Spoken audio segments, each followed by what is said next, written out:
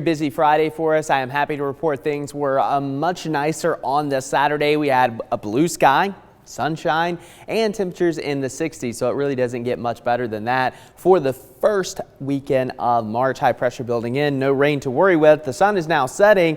Temperatures will fall, but that pesky system that brought all those high winds and severe weather to a pretty large chunk of the country and now moving off the East Coast, bringing some pretty decent snow rates across portions of interior New England. But again, we're going to wipe our hands of this pretty shortly as this continues to move off into the open North Atlantic. There's still a lot of power outages, especially across Kentucky. Over 300,000 still without power, and they kind of were hit hardest with those wind gusts, upwards of 80 miles per hour. These are non-thunderstorm winds, so very impressive winds kind of over the center of central Kentucky as that low pressure moved off to the northeast. Still over 70,000 without power here in Tennessee and 17,000 without power in Alabama. So power crews, of course, have been working diligently to get that restored. So if you're still without power, please let us know here at Local 3 News.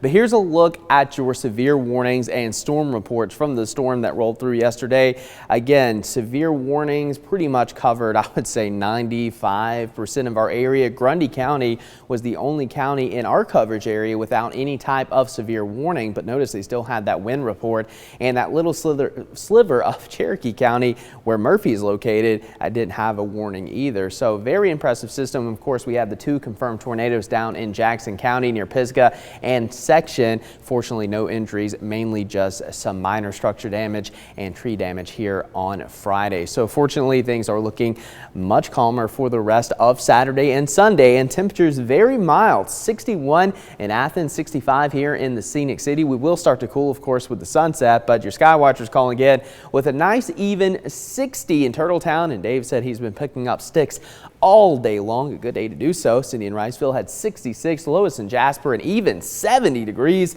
Ronnie and East Brainerd also calling in with 70, 65 here in North Chattanooga, and Ben in Somerville calling in with a very mild 69. So as we take a look at your Sunday, not a whole lot to talk about. It's going to be warmer than today. Highs will top out in the 70s. And then going into the afternoon, just plenty of sunshine. Going to be a really nice Sunday fun day. Going into your Monday, some clouds build in. Now we are going to have a weak front roll through late Monday into early Tuesday. It doesn't appear that this is going to have too much in the way of moisture. Could be a light sprinkle or two Tuesday morning, but I think most of us stay dry. This front drops to the south, a little bit cooler Wednesday as highs return to the 60s, and then we could have more of an active pattern by the end of next week. But again, temperatures going to remain really warm.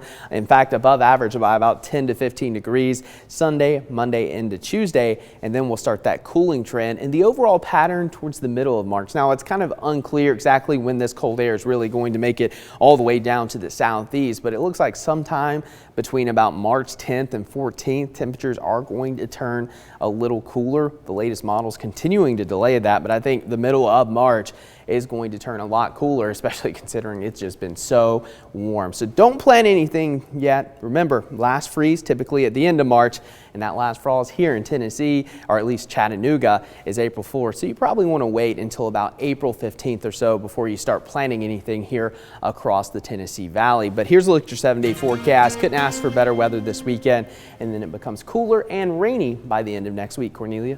Alrighty.